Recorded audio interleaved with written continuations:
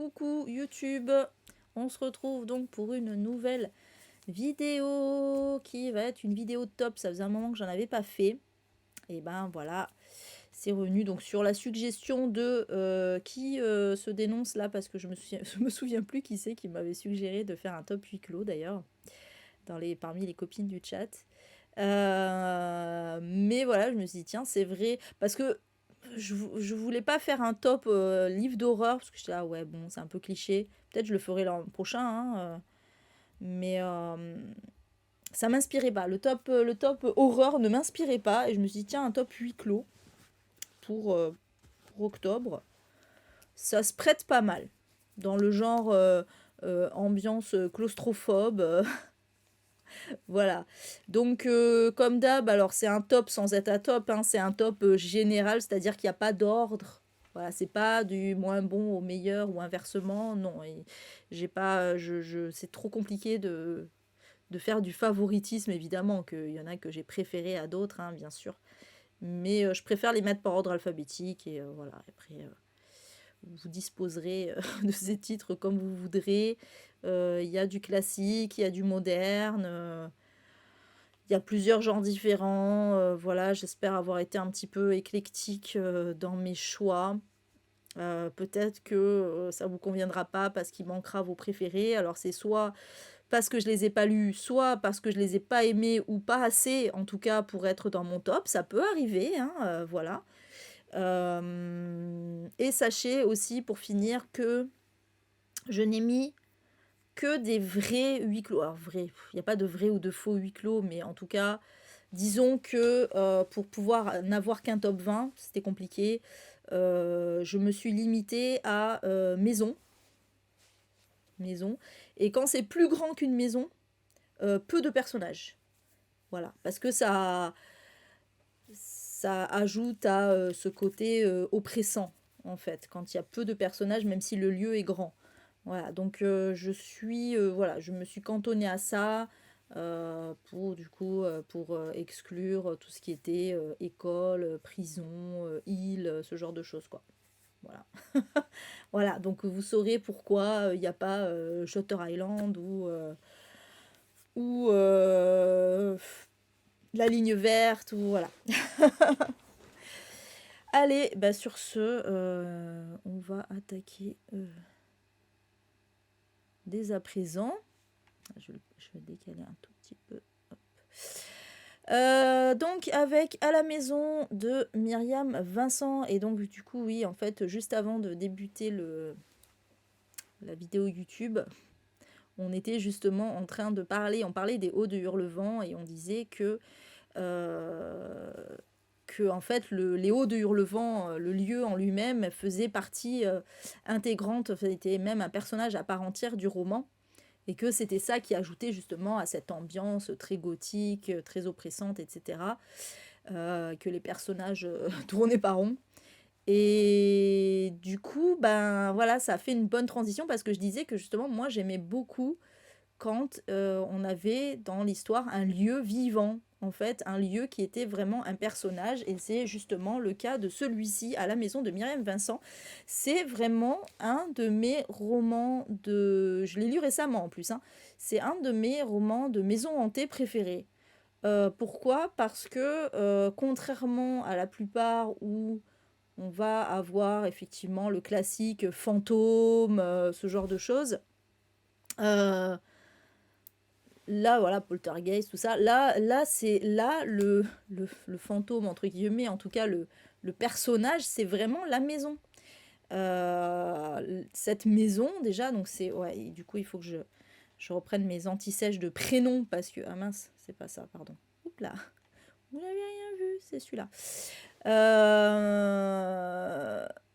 Voilà, c'est Jessica, merci. Merci les antisèches de prénom. Voilà, en fait, on va suivre Jessica qui va aménager avec son chéri. Alors, je ne sais plus s'ils sont mariés, par contre. Par contre, elle est enceinte. Elle est enceinte. Et donc, ils vont aménager dans une maison qu'ils viennent d'acheter. Alors, c'est évidemment le gros classique de base. Le jeune couple qui vient de se marier, ou qui vient d'avoir des enfants, ou qui va en avoir. Bref. Ok, ça marche, Stéphane. Bon film. Tu nous diras peut-être ce que tu regardes. Qui va donc voilà, qui va aménager dans une maison et évidemment c'est toujours une maison un peu atypique. Euh, le truc c'est que comment je peux, c'est chiant, ah non c'est bon, pardon, non c'est bon. J'avais l'impression que je pouvais pas voir le chat, mais si c'est bon. Le truc c'est que cette maison elle est très très blanche. Elle est vraiment très blanche en fait. Tout a été peint en blanc et tout. C'est trop trop lumineux. Ouais, c'est l'inverse. J'aime bien. Moi j'ai bien aimé parce que c'est l'inverse des trucs. RMN film hongrois. Ah d'accord, ok.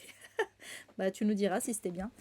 C'est vraiment l'inverse du cliché en fait de la maison hantée où c'est toujours un espèce de manoir très vieillot, tout ça. Là non pas du tout. La maison c'est limite moderne.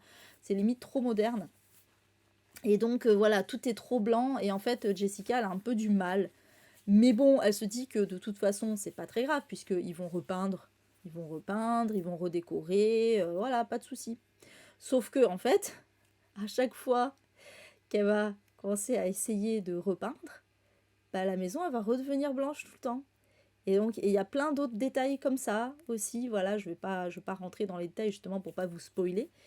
Mais en fait, elle va se rendre compte que bah, la maison, elle vit toute seule et qu'elle n'a pas envie de leur faire de la place à eux. Et voilà, quoi, c'est vraiment...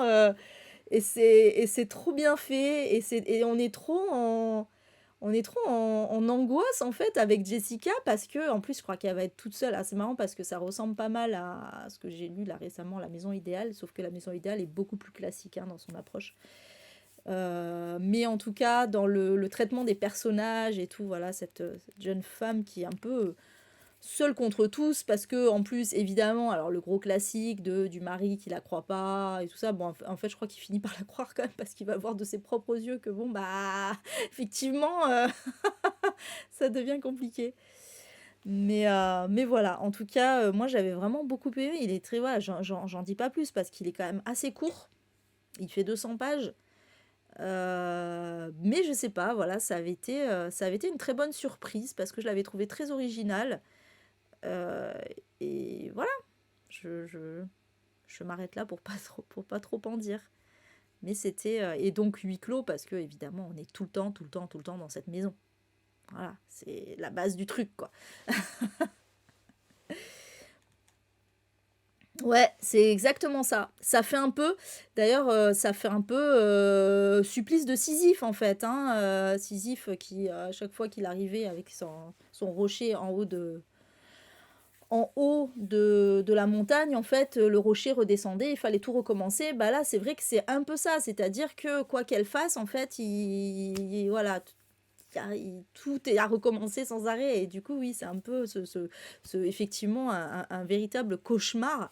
Et voilà, et bon, après, voilà, il n'y a pas que ça, hein, évidemment, hein, sinon ça serait trop facile, entre guillemets, mais c'est un peu effectivement la base du truc, cette maison qui vit. Et moi, j'ai adoré ça. J'ai adoré cette idée. Voilà, en tout cas, pour celui-ci. Donc, c'est une autrice québécoise, hein, pour la précision, c'est bien, ça change un petit peu. Voilà. Ensuite, alors, le deuxième, si je me trompe pas, il est ultra connu. Attendez, parce que du coup, ce que je vais faire, c'est que je vais mettre là pour savoir à l'avance ce que je vais avoir. Alors, déjà, voilà, je me suis trompée, mais c'est pas grave. Donc, le deuxième, il va être aussi un petit peu original parce que là, on va être dans un train, en l'occurrence. Il s'agit de Bullet Train de Kotaro Isaka. Et j'aime décidément beaucoup, beaucoup cette couverture. Je la trouve extrêmement classe. Bon, là, clairement... Adeline. Coucou Nelly. Bon, là, clairement, voilà, on est dans ce que je disais au début, c'est-à-dire un endroit plus grand qu'une maison, mais peu de personnages. Peu de personnages. On va suivre notamment... Merci le... Merci l'anti-sèche. On va suivre donc Kimura, qui en fait va rentrer dans le Shinkansen, alors le Shinkansen, c'est le TGV japonais, hein, vraiment, voilà, c'est le train à grande vitesse qui fait donc les principales villes, qui relie les principales villes japonaises. Donc, c'est quelque chose d'assez mythique hein, au Japon, hein, le Shinkansen. Donc, il va rentrer dans le Shinkansen avec une arme à feu parce que il veut buter un collégien qui a poussé son fils du haut d'un toit. Son fils, il est actuellement entre la vie et la mort. Et voilà, le problème, c'est que Kimura, il va pas être le seul à être armé dans ce train, puisque on va suivre aussi, j'adore leur nom, Citron et Mandarine, qui sont en fait, ouais, qui sont des hommes de main d'un chef de la pègre un petit peu, voilà. Et il se trouve que le fils de ce mafieux là, de ce chef, a été kidnappé. Et en plus, voilà, le chef avait amené une rançon pour récupérer son fils, sauf que la rançon a aussi été volée. Bon, voilà, la totale. Et donc, Citron et Mandarine ont été mandatés pour aller récupérer le fils et la rançon. Et on va suivre aussi Nanao, qui, lui, est un mec un peu loser, en fait, hein, qui doit récupérer lui aussi de son côté la rançon. Voilà, donc en fait tout le monde va se croiser comme ça dans le train et donc il va y avoir en fait ce livre. Contrairement, alors il y a eu un film, hein, il y a eu une adaptation avec Brad Pitt, hein, mais je tiens à préciser que l'adaptation a quand même pas grand-chose à voir avec le livre. Moi j'ai aimé les deux dans deux styles différents, ça n'a rien à voir vraiment, puisque l'adaptation en film c'est une comédie d'action. C'est clairement une comédie d'action. Or, là, dans le livre, on est vraiment dans du pur thriller psychologique, hein. Clairement, ce ne sont que des dialogues. On est vraiment, c'est pour ça que je l'ai mis, parce qu'on est vraiment dans le cliché du huis clos. C'est-à-dire des gens qui se parlent. Et alors oui, il y a quand même des échanges un petit peu d'action, on va dire, mais c'est vraiment ça. C'est vraiment des gens qui se parlent et c'est vraiment du ping-pong, en fait, entre les personnages. Et on ne sait pas où tout ça va nous mener. Et vraiment, moi, d'ailleurs, j'ai beaucoup aimé le personnage du collégien, qui est extrêmement intéressant, justement, dans l'histoire. Et voilà, j'en dis pas plus, mais moi, j'ai adoré effectivement cette ambiance où bah, on ne sait pas du tout, on sait pas, ils sont tous un peu imprévisibles, on ne sait pas ce qui va se passer. Et d'ailleurs, il y a des rebondissements sympas. Voilà. Donc, c'était très bien. Bah après Adeline, c'est pas que c'est un remake, c'est une adaptation dans le sens strict du terme, c'est-à-dire que la base a été prise, mais après on en a fait tout autre chose, c'est un peu une vision du réalisateur. Moi franchement j'ai beaucoup aimé, c'est juste qu'il faut partir du principe que ce n'est pas ça n'a rien à voir avec le livre en fait, c'est tout. C'est vraiment, mais franchement c'était ultra fun, je suis sûre que t'aimerais en plus Adeline. C'était vraiment ultra fun, et c'était vraiment... voilà, et puis t'as quand même des personnages japonais dedans, et notamment Hiroyuki Sanada, qui est un acteur que j'adore vraiment, qui était récemment dans la série Shogun, d'ailleurs, si vous avez vu la série Shogun, hein. Hiroyuki Sanada, c'était l'acteur principal de Ring aussi. Enfin, il est dans pas mal, et c'est un peu, c'est vrai que c'est un acteur qui tourne pas mal dans des films américains. En fait, dès qu'il faut un japonais un peu âgé enfin un peu âgé, ouais, il a la soixantaine quoi, hein. Mais disons un homme mature, on va dire, dans un film américain japonais, un homme mature japonais dans un film américain plutôt, ou dans une série, ils font appel à lui. C'est vraiment, c'est voilà, c'est pas compliqué. Donc voilà. Oui, bien sûr, il y a Citron et Mandarine, et d'ailleurs ils sont très très drôles dans le film. Voilà. Il y a tous les personnages. Il y a tous les personnages avec les mêmes rapports entre eux. Mais par contre, ça va pas du tout. L'action va pas du tout se dérouler comme dans le livre. En fait, c'est ça, quoi. Voilà. Oui, après, ça dépend, hein. Il y a quand même des blockbusters qui sont sympas, hein. Bon bref, voilà, donc voilà en tout cas pour celui-ci que je conseille grandement si vous aimez, effectivement. Si vous aimez les thrillers psychologiques dans un lieu fermé où on parle. C'est vraiment, voilà, où ça parle. C'est, voilà, faut partir de ce truc-là. C'est très finalement Quentin Tarantinesque en fait, hein. C'est un peu ça, c'est vraiment tout était misé sur les dialogues, quoi. Sur les échanges entre les personnages. Non, Brad Pitt, c'est. Je crois que c'est Nanao d'ailleurs. J'ai un doute en fait. Si je crois que c'est le loser Brad Pitt dans le dans le film, c'est ça qui était drôle justement. Si c'est le loser, puisque Kimura c'est un acteur japonais qui le joue. Oui, c'est ça, c'est Nanao. C'est le loser qui est chargé de récupérer la rançon et en fait il va lui arriver que des merdes parce qu'il est complètement teubé. Mais c'est trop bien justement, j'aime bien parce que justement j'ai aimé que Brad Pitt il a un rôle à contre-courant quoi en fait. C'est- C'était voilà, c'était oui, un contre-emploi complètement. C'était très sympa ça là-dessus aussi. Voilà en tout cas pour celui-ci. Ensuite, allez, on passe à une autrice très très connue et il y a quand même 2 romans d'elle dans cette sélection, ni plus ni moins. Il s'agit des Catilinaires de Amélie Nothomb. Et oui, un de mes romans préférés de cette autrice.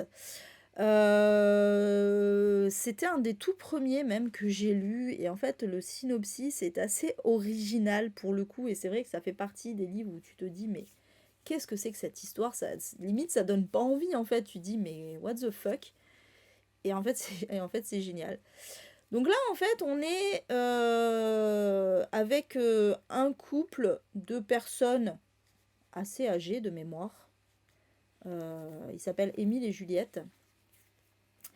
Bon voilà, ils sont dans une maison un peu isolée, hein, voilà, oui c'est ça, ils sont assez âgés, ils sont à la retraite, hein, je crois, voilà, et du coup ils se suffisent un peu à eux-mêmes, ils coulent des jours paisibles dans leur petite maison.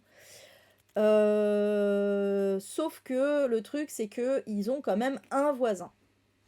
Ils sont un peu isolés, mais ils ont un voisin qui s'appelle, alors moi j'adore les prénoms, c'est clair qu'il fallait l'anti-sèche pour s'en rappeler, sinon c'était mort. Les prénoms d'Amélie Nothomb, il s'appelle Palamède. Et donc Palamède, un jour, bah voilà, un jour il va venir se présenter. Bon, je pense que ouais, il vient d'arriver, je sais plus, mais bon, il va venir se présenter à Émile et Juliette. Et bon voilà, il va papoter un petit peu. Et le truc, c'est qu'il va revenir tous les jours, à chaque fois, dans l'après-midi. Et le truc, c'est qu'à chaque fois, il dit quasiment rien en fait. Il vient juste chez eux. Et du coup, là, Émile et Juliette commencent à se dire, mais qu'est-ce qu'il fait? Bisous Michel, bonne soirée, merci d'être venu. C'est la soirée des noms chelous, ouais, c'est clair. Voilà, ils commencent à se dire, mais c'est quoi? Qu'est-ce qui se passe? Et donc voilà, on va suivre comme ça cette étrange visite chaque jour de ce bonhomme Palamède. On ne sait pas du tout ce qu'il veut, on comprend pas.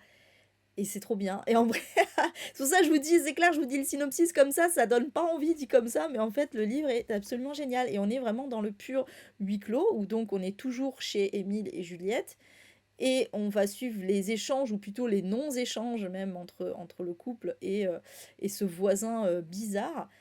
Et bah voilà, ça va confiner un petit peu à la folie, quoi. Voilà. J'en dis pas plus, mais moi, c'est tellement le genre de huis clos que j'adore. C'est vraiment ça. En fait, je crois que j'ai une fascination pour les huis clos où il y a juste des échanges entre les personnages, en fait. J'adore ça. J'adore ça.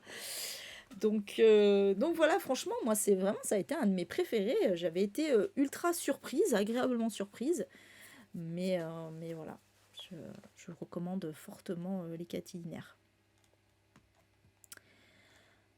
Ensuite, alors classique, énorme classique, évidemment, mais j'étais obligée de le mettre. Alors on retourne dans le train.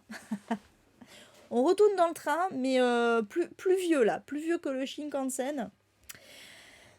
On va être dans l'Orient Express avec donc le crime de l'Orient Express d'Agatha Christie, évidemment. C'est marrant parce que j'avais jamais fait gaffe, on dirait qu'il y a écrit Agathe Christie sur la couverture. Bon, détail.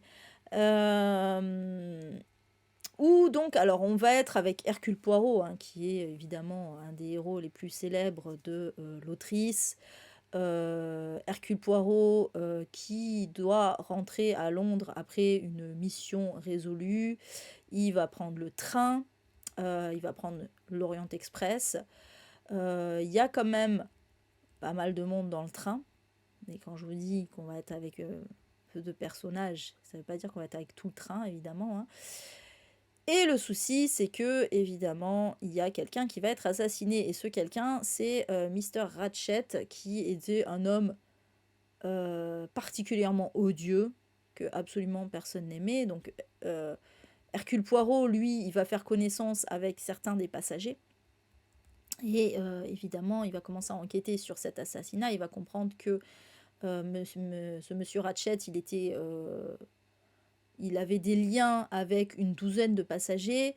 Et ces douzaines de passagers... Non, pourquoi je dis une douzaine? Je sais plus. Bref, une douzaine. Pas où j'ai imaginé que s'ils étaient une douzaine. Bref, quelques passagers en tout cas. Et évidemment, ils le détestaient tous. Donc, ils sont tous suspects. Alors, préciser qu'il a été assassiné à coups de couteau. Voilà. Voilà. Et donc, on va suivre cette enquête de Hercule Poirot à bord de ce train. Et bon, là, c'est vrai qu'on est moins dans cet aspect huis clos oppressant, mais en même temps, on a quand même ce côté huis clos où, évidemment, personne ne peut partir. Tout le monde est piégé et tout le monde va se regarder en chien de faïence pour savoir qui a fait le coup, quoi. En gros, c'est ça. Hein. Voilà. Oui, ouais, c'est vrai que la fin de l'Orient Express a été moult fois spoilée.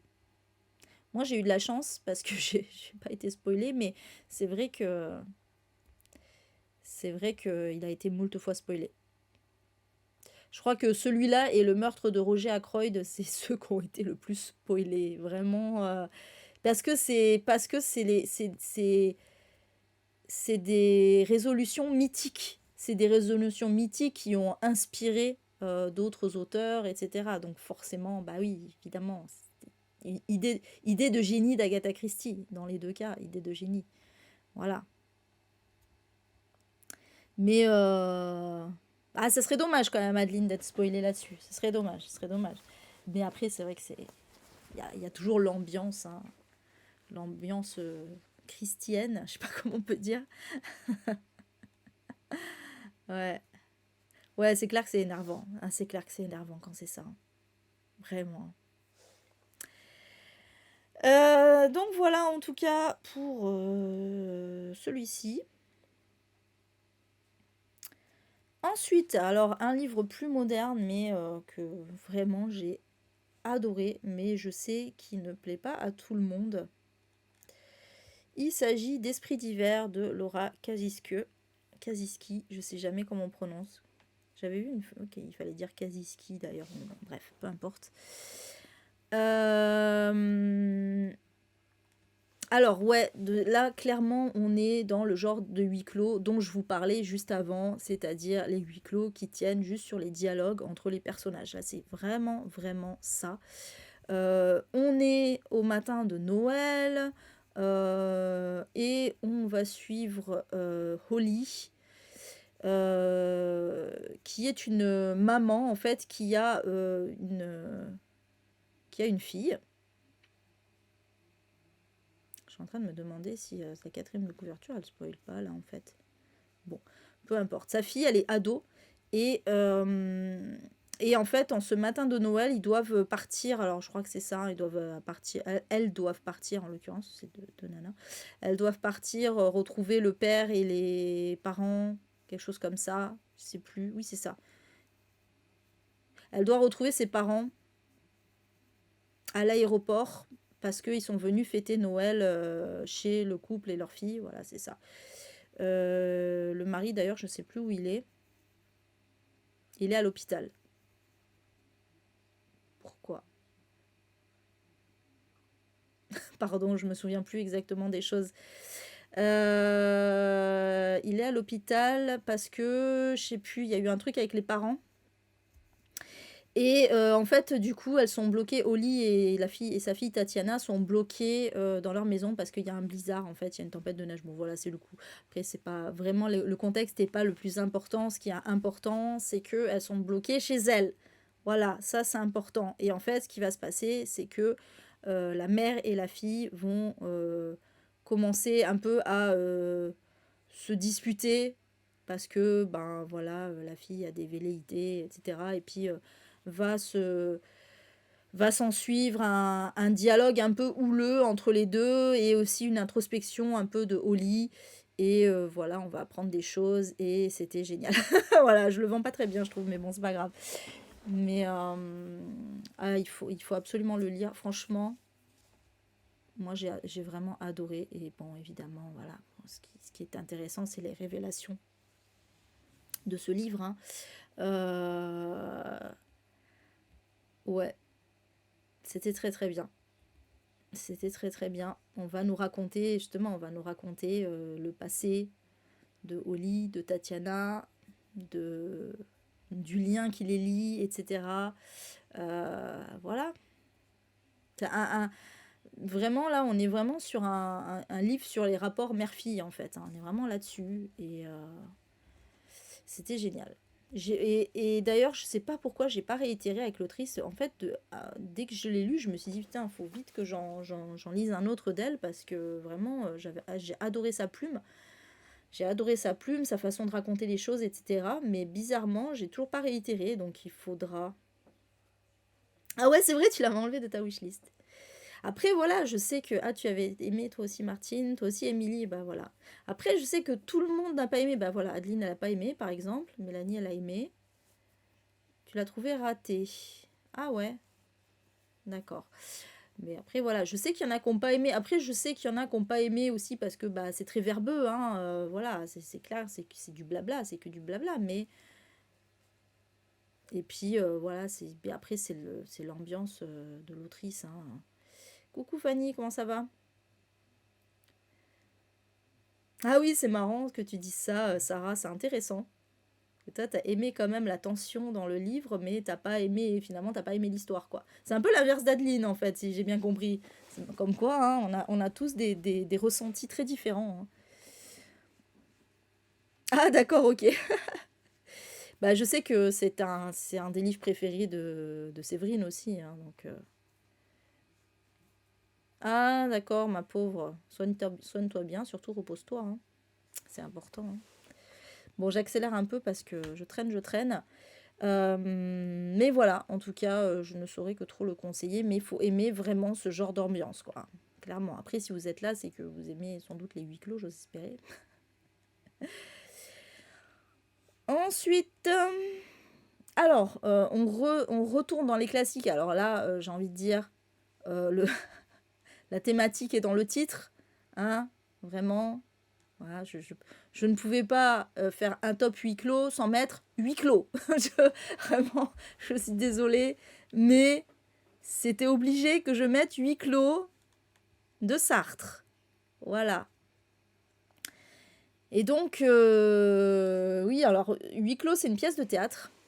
D'ailleurs, je crois que toutes les éditions font suivre les deux pièces de théâtre avec les mouches. Et j'ai même pas de souvenir des mouches, je me souviens plus de quoi ça parle. Chez huis clos m'a tellement marqué. Et donc, dans cette pièce, en fait, on va suivre trois personnages. C'est Garcin, Inès et Estelle. Qui sont, en fait, qui se retrouvent... C'est marrant parce que je vois qu'il y a une meuf dans les commentaires qui a spoilé la fin. Mais genre, dans le plus grand des calmes, elle a peut-être pas percuté, mais elle fait un putain de spoil sur Babelio. Ça craint du boudin quand même, hein. Franchement c'est moche. Bon bref. Parce qu'elle a vraiment spoilé le dénouement quoi. Bon bref. Donc ils sont, voilà, ils sont enfermés dans une chambre, ils savent pas pourquoi ils sont là. Et en fait, cette pièce, c'est vraiment un échange. Pareil, voilà, c'est comme le livre précédent. On est encore sur un truc basé sur les échanges entre les personnages.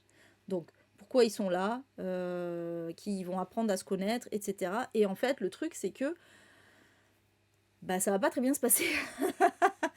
Ça va pas très bien se passer. Et quoi dire de plus que bah, c'est de ce livre que vient la célèbre phrase de Sartre, l'enfer c'est les autres. Voilà.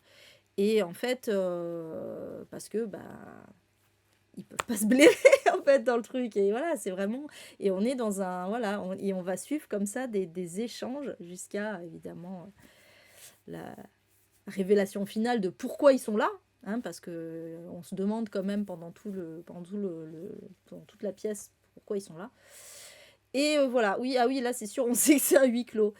Mais voilà, c'est génial. Bah, il y a voilà, tout le génie de Sartre là-dedans, hein, des relations entre les personnages. Hein, vraiment, ouais, moi aussi, Natacha, j'avais vraiment adoré cette pièce. Je crois que ça avait été mon premier Sartre, il me semble, hein, bah, parce que c'était le plus connu. Je me dis, bah, quitte à démarrer, autant commencer avec celui-ci. Hein, voilà. Et après, j'en ai lu d'autres. Mais il est très bon il est très bon en pièce de théâtre, hein, Sartre. Vraiment. En essai, c'était un peu plus compliqué. Mais en pièce de théâtre, c'est très bon. Voilà. C'est très cynique. Hein, c'est très. Voilà. Hein, c'est du Sartre. Et j'aime beaucoup. C'est un peu drôle aussi. Hein, c'est un peu de l'humour noir, hein, Sartre, hein, aussi. Hein, vraiment. Voilà, en tout cas, pour celui-ci. Cette petite pièce de théâtre que je vous recommande. C'est très facile à lire. Hein. C'est pas parce que c'est Sartre, attention, hein, c'est ultra facile à lire. Hein. Vraiment, il n'y a aucune difficulté dans cette pièce de théâtre, je préfère le préciser. Oui, tu vas peut-être aimer, ouais, Adeline, tu peux tenter. Franchement, ça se lit rapidement en plus. Hein, donc, let's go. Allez, je retourne sur mon écrivaine préférée avec un autre huis clos. Alors, on est moins dans l'ambiance huis clos, mais il n'empêche que ça reste un huis clos qui repose uniquement sur un dialogue entre des personnages. Évidemment, il s'agit d'Hygiène de l'assassin. Où donc on va suivre, comment elle s'appelle la journaliste? Je ne sais plus. Une jeune journaliste. Est-ce qu'elle a un nom en vrai? Oui, je pense qu'elle a un nom. C'est juste pas indiqué là. Je regarde du coup si dans les commentaires on la nomme. Nina. C'est ça, c'est Nina. Ah mais si, elle est nommée là. Voilà. Donc c'est une jeune journaliste, Nina, qui va vouloir interroger un prix Nobel de littérature. Tiens, c'est marrant parce qu'on parlait tout à l'heure, avant le début là, de la vidéo, on parlait du prix Nobel de littérature qui a été attribué à une autrice coréenne, hein, pour information. C'est Hong Kang, c'est l'autrice de la végétarienne et de... ça y est, j'ai oublié. Improbables adieux. Non, quelque chose adieu. Karine, elle va vous le dire. Impossibles adieux. Je crois que c'est ça. Qui était sorti à la rentrée littéraire de l'an dernier. Bref, du coup, voilà. Donc là, c'est donc une journaliste qui va interviewer un prix Nobel de littérature qui s'appelle Pretexta Tak. Je pense que c'est Tak, on doit dire. Qui est un écrivain célèbre, mais surtout totalement misanthrope. Il déteste les gens et en fait, justement, il refuse en général la compagnie des journalistes, hein, il refuse d'être interviewé. Oui, Nina, ça va, mais par contre, Pretexta, voilà, dans la série des prénoms bizarres. On remarque c'est souvent, c'est soit des héroïnes un peu vierges, trucs comme ça là, soit des méchants qui ont des prénoms chelous. Et ça commence souvent par des P. D'ailleurs, elle aime bien les prénoms en P, j'ai remarqué aussi. Bon, bref. Oui, Pretexta Tak. J'étais pas sûre de la prononciation. Et donc voilà, c'est un homme odieux, absolument odieux. Et en fait, il accepte d'être interviewé par Nina. Alors je sais plus, je crois que c'est juste parce qu'il la trouve mignonne, hein, de base. Et qu'il se dit, ouais, de toute façon, je vais la défoncer, quoi. Enfin, non, c'est bizarre dit comme ça. Je vais la démolir dans le sens où, voilà, mon truc était un peu mal tourné là. Bref.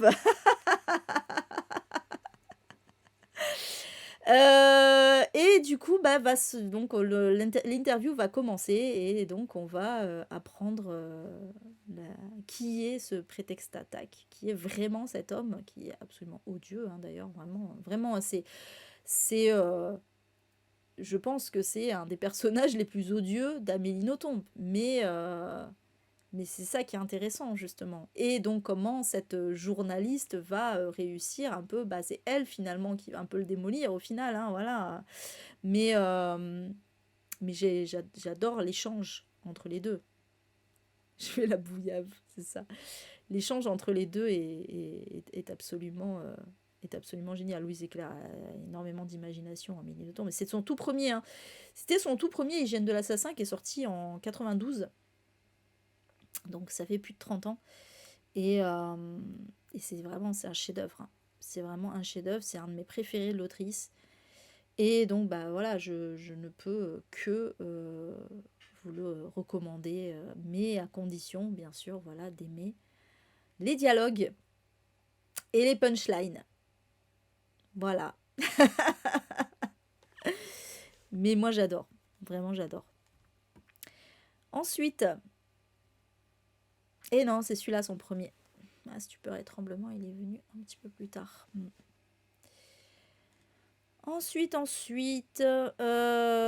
allez, on retourne de nouveau avec un grand classique d'une autrice qu'on a déjà vu précédemment, mais j'étais aussi obligée de le mettre. Il s'agit évidemment de Ils étaient 10 d'Agatha Christie, alors, c'est vrai que c'est pas le meilleur Agatha Christie, c'est le plus célèbre. Je sais pas pourquoi, c'est le plus célèbre. C'est pas le meilleur, c'est pas la meilleure fin. D'ailleurs, celle-là, elle n'est pas spécialement spoilée pour le coup. Mais, ah oui, toi par contre, Adeline, masterpiece. Mais, quand même, voilà, c'est quand même un excellent huis clos. Où là, on est. Alors, oui, bon, le huis clos, il est plus sur l'île. C'est vrai que j'avais dit une maison, mais j'avais dit si c'est plus grand, c'est quand il y a peu de personnages. Et pour le coup, comme le titre l'indique, ils ne sont que 10. 10 personnes à avoir reçu une invitation à passer des vacances sur une île.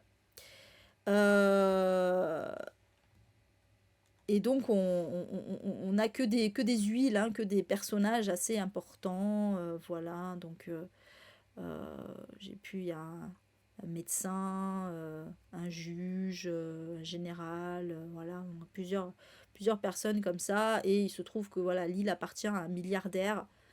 Donc on se demande, voilà, qu'est-ce qui se passe, pourquoi, voilà, tout le monde se demande pourquoi ils sont invités là. Et en fait, évidemment, il va y avoir un mort pour commencer.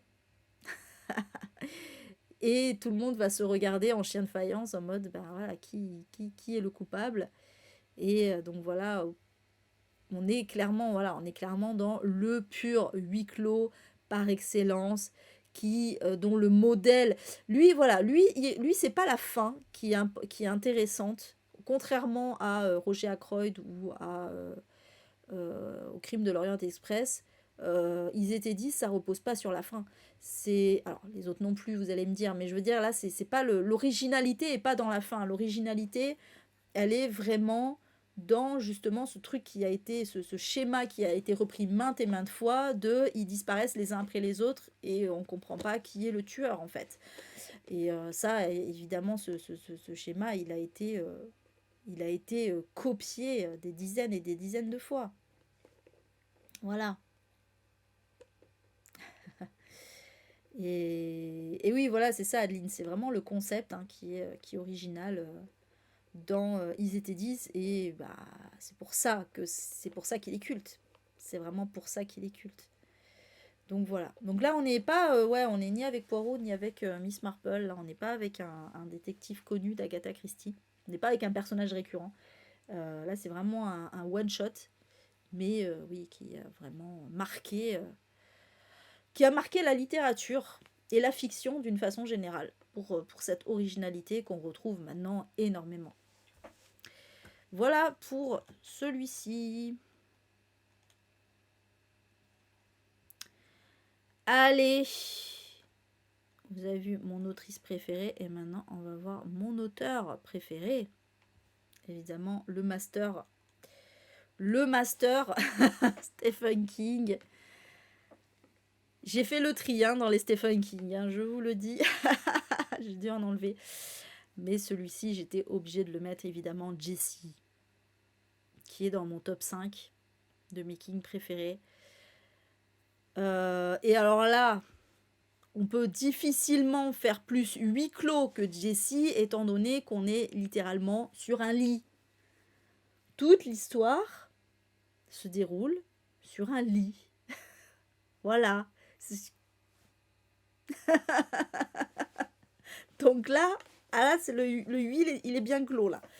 Voilà, puisque c'est Jessie justement, voilà, qui en fait avec son mari, ils partent en week-end, je sais plus, enfin en tout cas en petit séjour dans un chalet. Et Gérald, son mari, il a un peu des fantasmes sexuels particuliers. Et donc un jour, voilà, il va lui dire bon, je t'attache. Je t'attache au barreau du lit. Bon, elle est pas de ouf, hein, clairement, elle n'a pas du tout envie de ça. Et ce qui va se passer, c'est que Gérald, il va faire une attaque et il va mourir au pied de Jessie, alors qu'elle est attachée au lit et que personne ne sait qu'ils sont là. Voilà, voilà. Et donc, on va suivre notre pauvre Jessie qui va essayer de se tirer d'affaire et c'est pas évident. Et surtout, donc il y a déjà ce côté très extrêmement angoissant et oppressant parce que alors il y a des scènes très marquantes par rapport à ça. Juste là, je parle de l'aspect l'aspect prisonnière où elle doit essayer de s'évader. Donc il y a une scène notamment avec un chien qui est attiré par le cadavre de Gérald. À un moment, elle a soif, elle essaye d'attraper un verre d'eau et il y a tout. C'est incroyable comme King, il arrive à faire. Il va écrire plusieurs pages juste sur une scène comme ça, mais pour nous mettre dans une tension, dans une angoisse absolue. Avec Jessie, il est très très fort. Donc ça, c'est le premier aspect du roman. Le deuxième aspect du roman, c'est que évidemment Jessie, pendant tout ce temps où elle reste bloquée sur son lit, à part essayer de s'échapper, le seul autre chose qu'elle peut faire, c'est penser. Et du coup, elle va se rappeler de pas mal de choses de son passé, notamment. Et donc, on va apprendre beaucoup de choses sur elle. Et parmi ces choses, il y a un drame en particulier, voilà, que je ne raconterai pas évidemment, mais qui est extrêmement marquant. Et ben voilà, on peut facilement s'identifier à Jessie. C'est un roman qui est très féministe. Euh, et voilà, moi on reconnaît tellement le génie de Stephen King dans ce livre, quoi. Vraiment, magnifique. Oui, moi aussi, ça a vraiment été un énorme coup de cœur que ce Jessie. Il n'y a pas photo.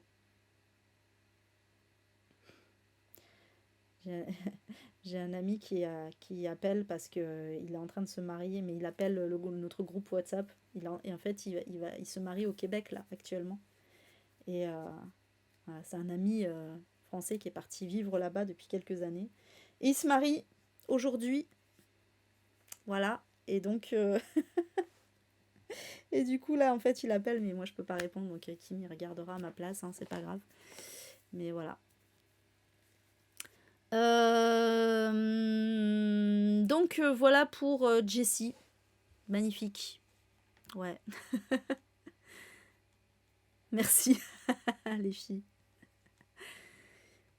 Allez, let's go. Ouais, en fait, il appelle pour justement pour qu'on puisse, en fait, le but c'est qu'on puisse assister à la cérémonie depuis la France, quoi. C'est sympa, c'est sympa. Il se marie avec une jeune fille d'origine indienne d'ailleurs. Voilà, allez, je passe à la suite, du coup. Oula, ma voix, elle est partie loin là. Et donc, énorme classique que celui-ci aussi. Alors attention, là, on n'est plus dans un thriller, un roman d'horreur ou un policier. Là, on change complètement de style, mais alors, pareil, dans le genre huis clos, j'étais obligée de le mettre, évidemment. Le journal d'Anne Frank que j'ai découvert récemment parce que certaines personnes m'ont harcelé pour que je le lise. Mais je les en remercie. Alors après, je connaissais l'histoire, hein, parce que j'avais vu l'adaptation en film ou en téléfilm, je sais plus. Mais, euh, mais du coup, voilà, ça y est, je l'ai vraiment lu. Et donc, bah oui, donc histoire vraie, hein, puisque c'est un véritable journal qui a été retrouvé, écrit par une adolescente pendant la Seconde Guerre mondiale, au moment où donc Anne Frank, c'est une jeune fille juive, sa famille va être obligée de se cacher pour ne pas être raflée, pour ne pas être envoyée déportée dans des camps. Et donc ils vont se cacher dans un appartement, voilà, clandestinement, qui va être appelé l'annexe. Et donc Anne va nous raconter bah, toute sa vie dans cette annexe en fait, hein, voilà. Et donc on va vraiment être complètement dans cet appartement. Et effectivement, bah, le côté oppressant vient du fait que à tout moment, leur vie peut basculer. Voilà, à tout moment. Et en fait, il y a vraiment un énorme contraste entre ce qu'elle va écrire dans son journal et ce qu'est vraiment la réalité. Parce que c'est une jeune fille, elle a 13 ans, je crois, au début. 12-13 ans. Et donc, elle raconte évidemment des trucs de jeune fille de son âge, en fait, de ce qu'elle aime faire, des livres qu'elle aime, etc. Et puis, elle va tomber amoureuse. Et puis, enfin, voilà, il va y avoir toute une histoire comme ça. Coucou Estelle. Toute une histoire et qui va être à la fois très très candide, très innocente et à la fois très lourde parce que on sait la menace qui plane sur elle et sur sa famille. Et ce livre est évidemment extrêmement triste, hein, voilà, extrêmement triste. Beau et triste à la fois. Et c'est pas un exercice, c'est évidemment pas un exercice de littérature, c'est pas le but. Le but, c'est vraiment que ce soit un témoignage de ce que vivaient comme ça ces familles-là, quoi, hein, voilà. Et c'était ultra perturbant, hein, vraiment, hein, vraiment. Mais voilà, en tout cas, donc j'étais obligée, j'étais évidemment obligée de le mettre dans ce top. Ensuite, allez, bon, ben on revient sur mon chouchou, avec évidemment peut-être son... Non, pas son huis clos le plus connu, son huis clos le plus connu va venir un petit peu après.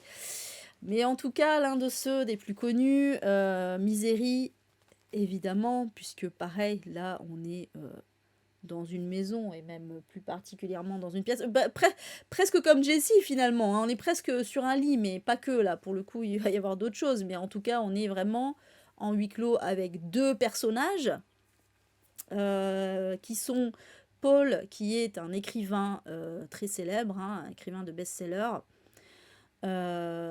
qui un jour va avoir un accident de voiture, en fait, il va perdre connaissance et tout, il va être recueilli par une femme qui s'appelle Annie, qui est infirmière, qui va lui dire je m'occupe de vous, pas de souci. Bon là vous êtes paralysé, voilà en fait il s'est cassé les jambes pour un truc comme ça, bref.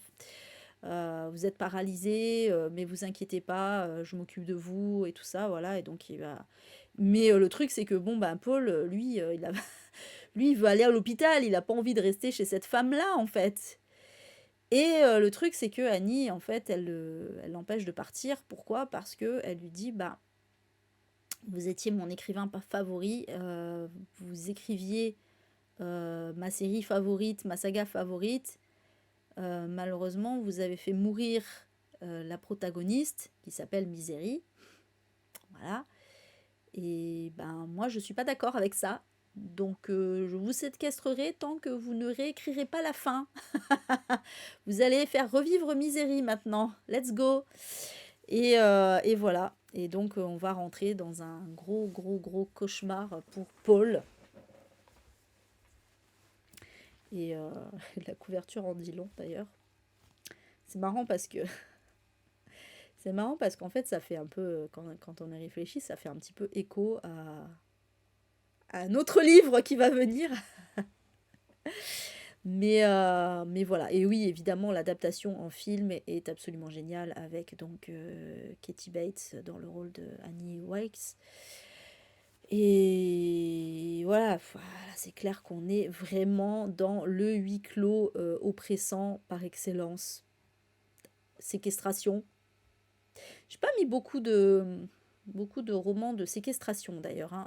En vrai, typiquement, j'aurais pu en mettre pas mal, mais c'est pas forcément ce que je préfère.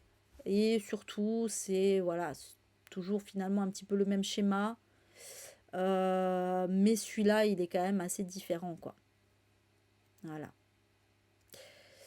C'est pas tant violent, quand même un petit peu à un moment, hein. Un petit peu. La hache, elle est pas là pour rien. Donc bon, voilà, la hache, elle est pas là pour rien. Non, non. Oui, si, il y a des passages, il y a des passages. Ah, il y a des passages. Non, non, puis même, on est vraiment. Oui, voilà, c'est ça. Il y a juste une scène où je tourne la tête, oui. Mais d'ailleurs, elle est moins horrible dans le film que dans le livre, hein. Je dis ça comme ça. Mais bah, ils se sont dit, putain, c'est trop, c'est trop pour un film. On va changer ça. Bon, après, c'est horrible aussi, hein, c'est horrible aussi. Après, oui, c'est psychologique, bien sûr. C'est totalement psychologique, hein, voilà. Mais c'est ça qui est bien aussi, hein. Si c'est que de la violence, ça serait que de la violence physique, je veux dire. C'est la violence psychologique. Si c'était que de la violence physique, ce serait moins intéressant, je pense. Dans le livre, j'ai fermé les yeux aussi. Tu m'étonnes. Bref, voilà, en tout cas, pour celui-ci que je vous recommande chaudement, évidemment, si vous ne l'avez pas lu.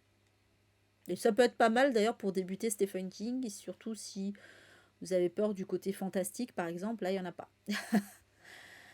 Ensuite, ah, un récent. Un récent, mais que j'ai vraiment adoré, mais je sais que tout le monde n'a pas aimé. Il s'agit de Le Monde après nous de Rumaan Alam. Je sais qu'il y en a plein qui ont été perturbés, notamment par la fin, par le fait que on n'ait pas vraiment d'explication aux choses. Moi, ça me dérange pas. Moi, ça me dérange pas qu'on n'ait pas toutes les explications. J'en ai lu d'autres, des livres comme ça, où il n'y avait pas forcément les explications, mais c'est l'ambiance qui m'a plu. Là, on est clairement dans un roman d'ambiance, encore une fois, dans du pur huis clos, oppressant aussi, voilà. Donc, dans cette histoire, on va suivre Amanda et Clay, qui partent en vacances avec leurs deux enfants. Ils sont new-yorkais, ils vont partir à Long Island, ils ont loué une jolie villa. Il y a une piscine et tout, enfin voilà, très classe. Mais le problème, c'est que la deuxième nuit, il va y avoir un gros bruit qui va résonner dans le lointain. On ne sait pas ce que c'est, comme une explosion, on ne sait pas trop. Et peu de temps après, les propriétaires de la baraque vont se pointer. Voilà, c'est un couple d'Afro-Américains un peu plus âgés. Et en fait, ils arrivent en disant, bah voilà, il y a eu une panne d'électricité générale, il n'y a plus de réseau nulle part, on ne sait pas quoi faire, on est obligé de venir ici, voilà, désolé de nous incruster, mais on n'a pas trop le choix. Alors bon, Amanda et Clay, ils sont pas très pump up à cette idée, ils étaient bien, ils étaient en vacances, ils n'ont pas trop envie de se taper les propriétaires, quoi.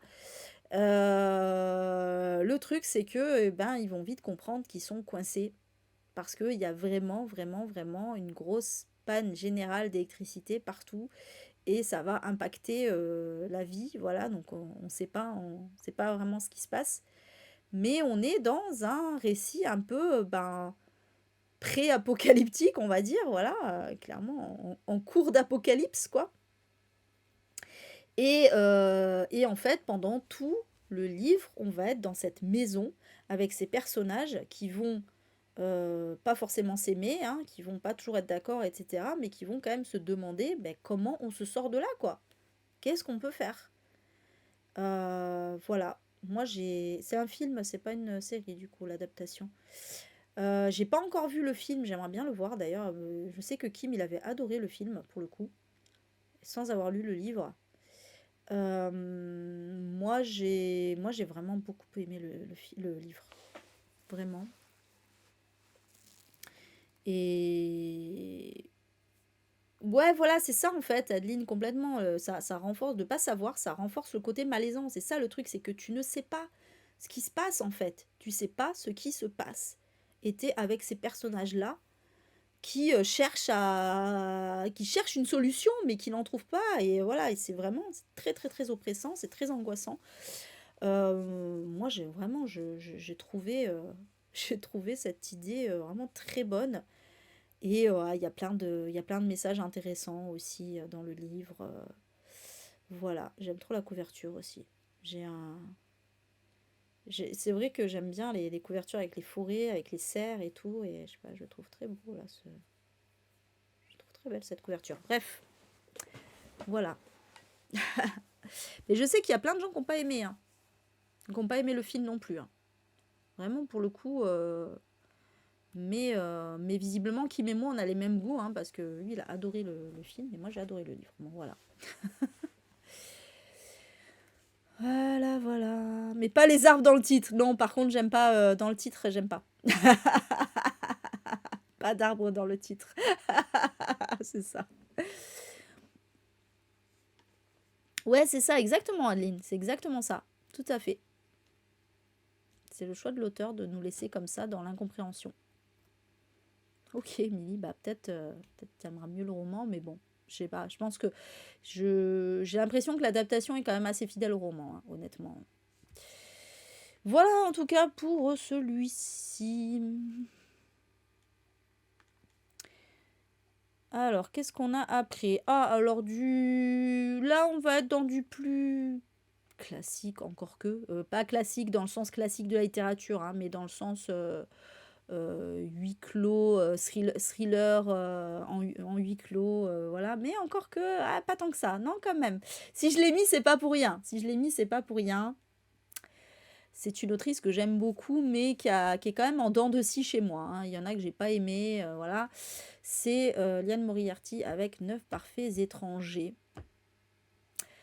Et vraiment, alors, je précise là pour le coup, parce que là aussi il y a une adaptation, cette fois en série, je précise que je n'ai pas aimé la série. Vraiment pas aimé la série. Voilà, je tenais à le dire, j'ai pas compris cette adaptation.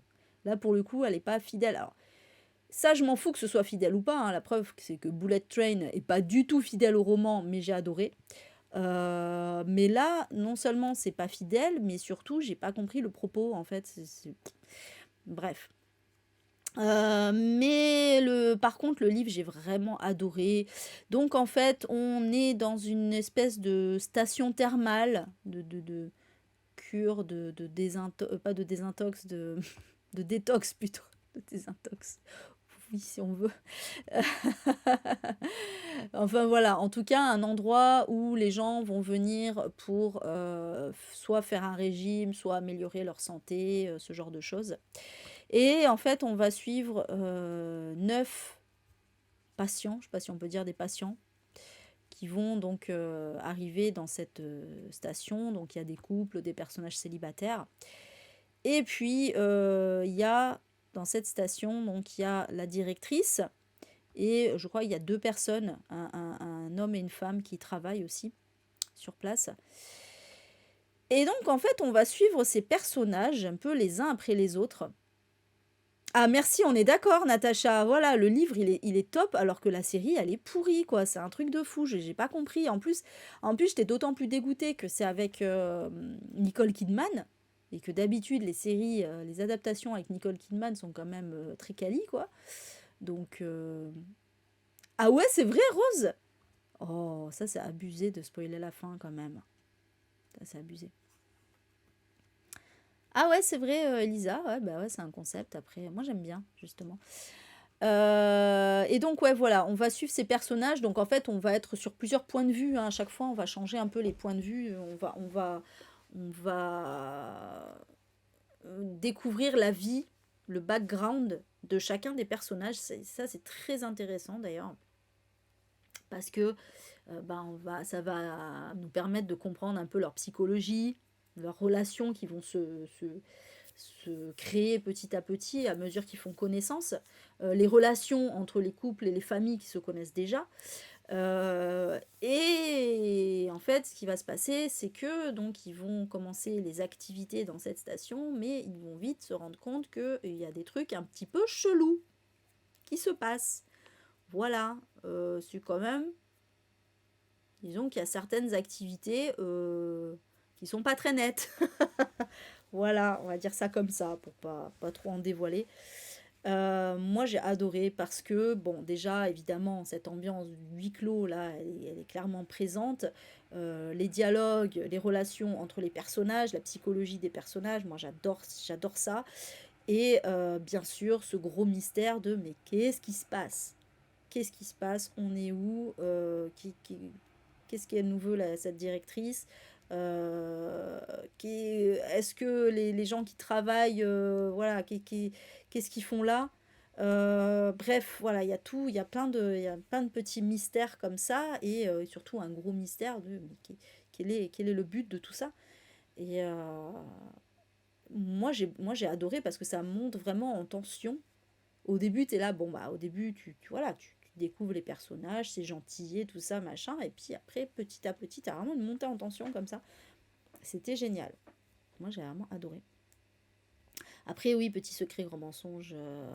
Moi, je l'ai pas lu celui-là, j'avais juste vu la série. Avec Nicole Kidman aussi, pour le coup, mais qui était vraiment géniale, cette série-là, en l'occurrence. Après, moi, j'avais aimé Le secret du mari aussi. J'avais aimé À la recherche d'Alice Love. Par contre, j'avais pas aimé Trois vœux. Ouais, ces trois vœux, j'avais vraiment pas aimé.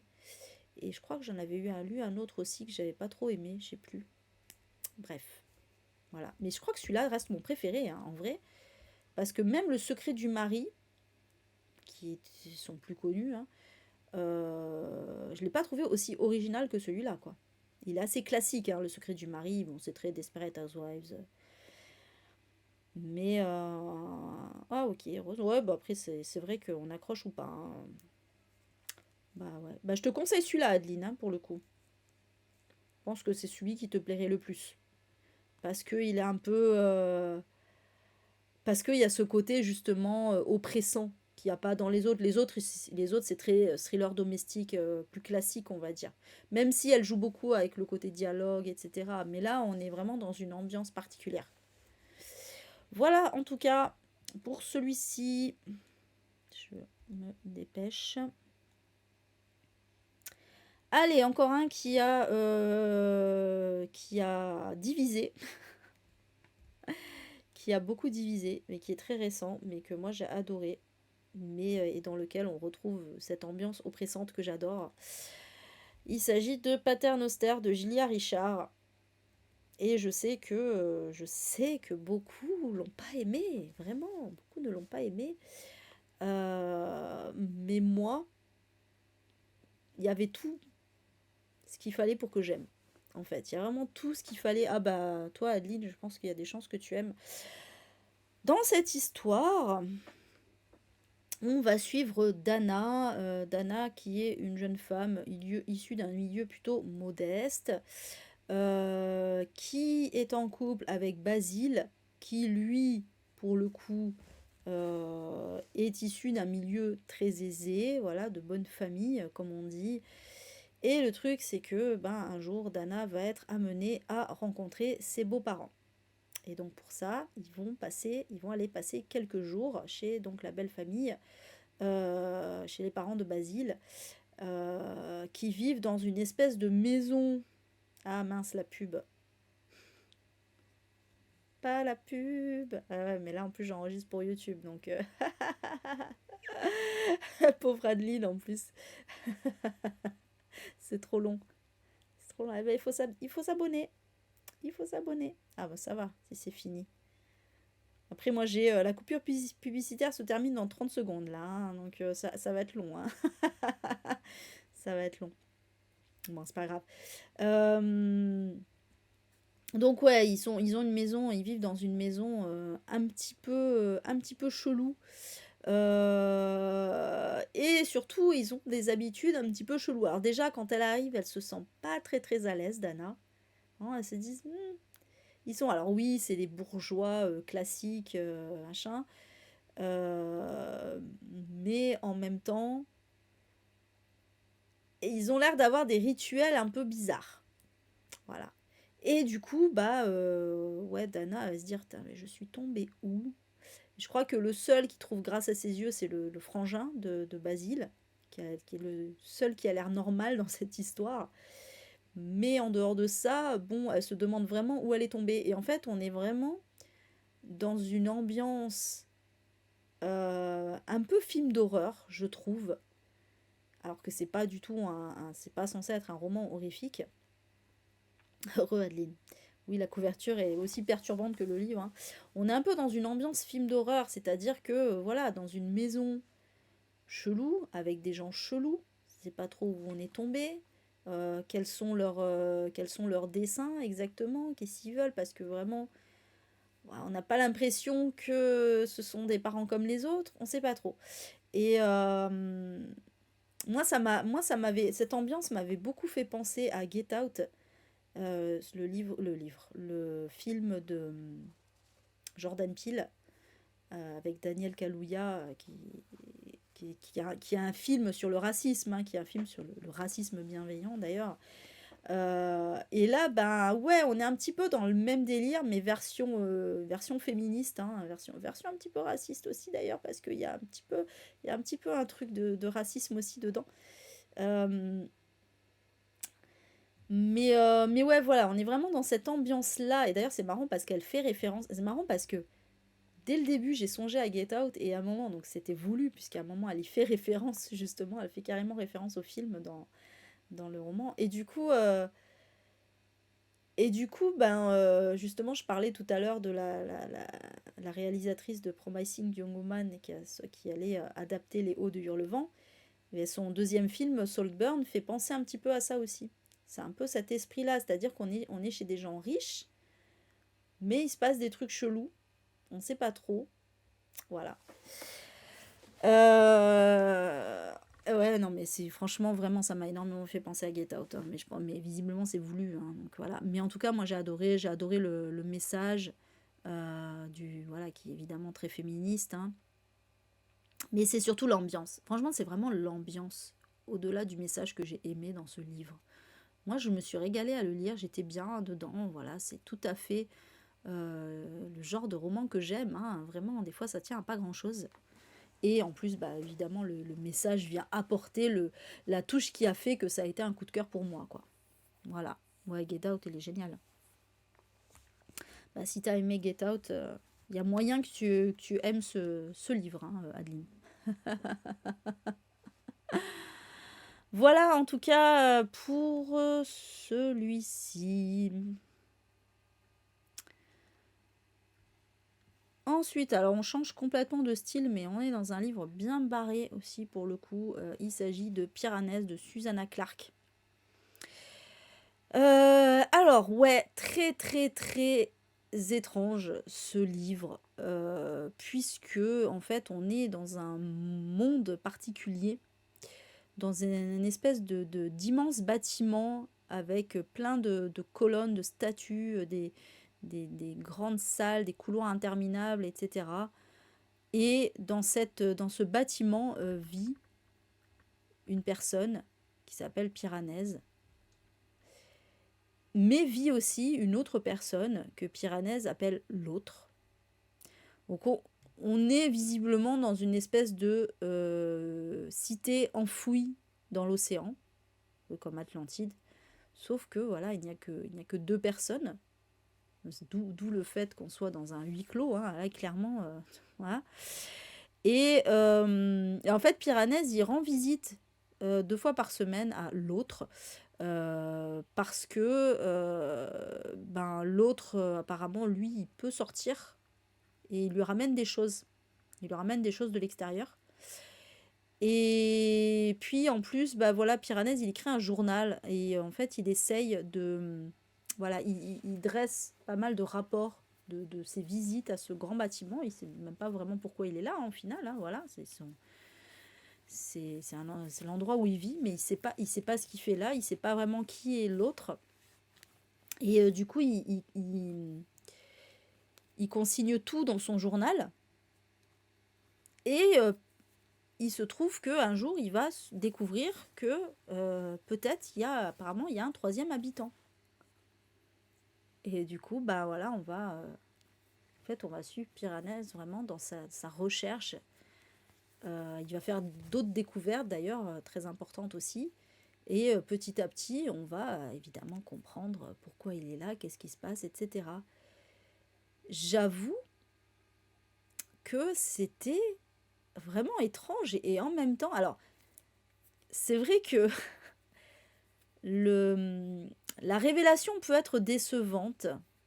Et c'est vrai qu'en un sens, oui, parce que je pense que, comme pas mal de gens qui l'ont lu, je ne m'attendais pas à ça. Mais après, ça reste vraiment un roman d'ambiance. Et finalement, ça me gêne pas trop. Voilà, bon, c'est vrai que c'est peut-être un peu trop pragmatique, on va dire.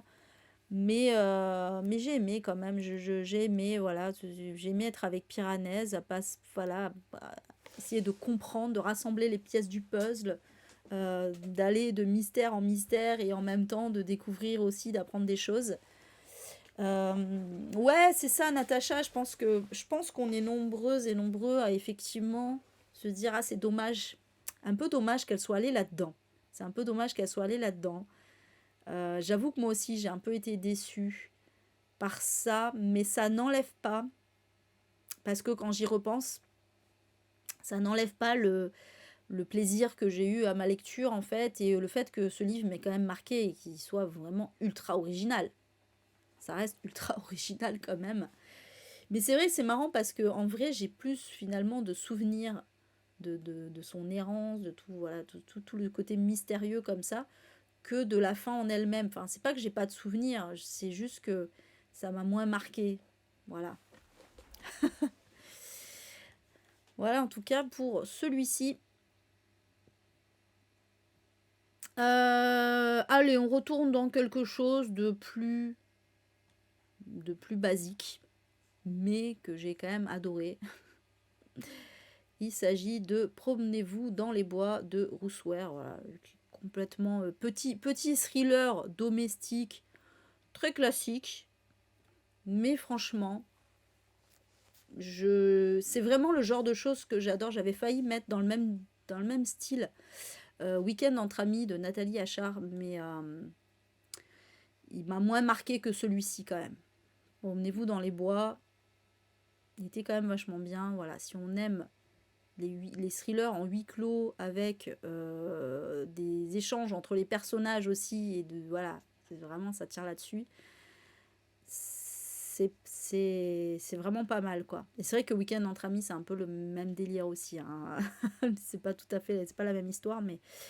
Donc là, oui, voilà, en fait, on va être... on va être au sein d'un enterrement de vie de jeune fille. Voilà. Donc c'est... Je crois qu'elles sont 4 jeunes filles, il me semble. Je sais plus. Bon, bref, c'est plusieurs jeunes filles, voilà, qui, pour l'enterrement de la vie de jeune fille de l'une d'entre elles, vont se retrouver dans une maison un peu isolée dans les bois, comme ça, pour un week-end. Et le truc, c'est que on va être avec principalement avec Nora, qui elle a été invitée. Elle sait pas trop ce qu'elle fait là parce que honnêtement, elle a pas vraiment de relation proche de mémoire, hein, c'est ça, avec la mariée. Et voilà, elle se dit bah pourquoi j'ai été invitée, mais bon, et surtout pourquoi je suis venue au final. Bon voilà, bon, ça fait 10 ans qu'elle a pas vu. Ouais, en fait, c'est ça, c'était son ex-meilleure amie. Voilà. Mais ça fait 10 ans qu'elle a pas vu. En plus, elles s'étaient quittées un peu en bisbille, pas très. Voilà, un peu fâchées. Euh, Et du coup, oui, en même temps, Steph, c'était un peu le jeu de mots, j'ai envie de te dire. Merci, Captain Obvious. Euh, Et donc voilà, et en fait, donc elles vont se retrouver dans cette maison isolée, sauf que évidemment, il va se passer des choses. On va même apprendre qu'il y a eu un meurtre. Et voilà, j'en sais pas plus. Si j'en sais plus, mais je n'en dis pas plus plutôt. Je n'en dis pas plus. Je trouve que ça suffit pour un peu titiller, voilà, l'envie de découvrir ce livre.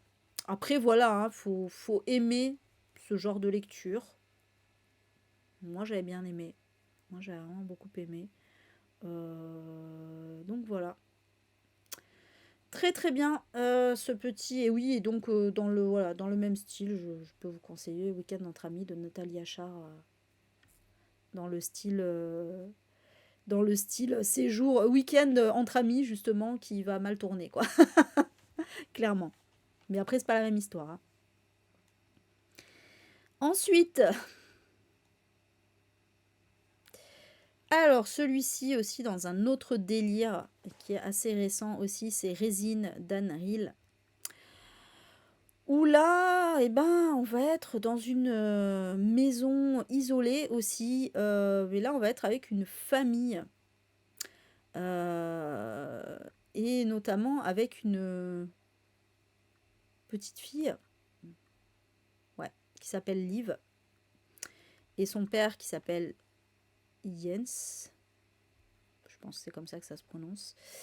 La maman, elle est. Alors, la maman est obèse et littéralement plus ou moins clouée au lit, en fait. Je crois que c'est ça.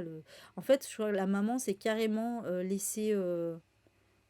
Enfin, laisser aller, attention, c'est pas le terme pour dire quand on est grosse et qu'on se laisse aller, hein, rien à voir. C'est juste que là, elle s'est laissée aller dans le sens strict du terme, c'est-à-dire que plus rien à foutre de la life, je bouffe et je reste au lit. Et en fait, voilà, elle s'est complètement déconnectée de la réalité, quoi.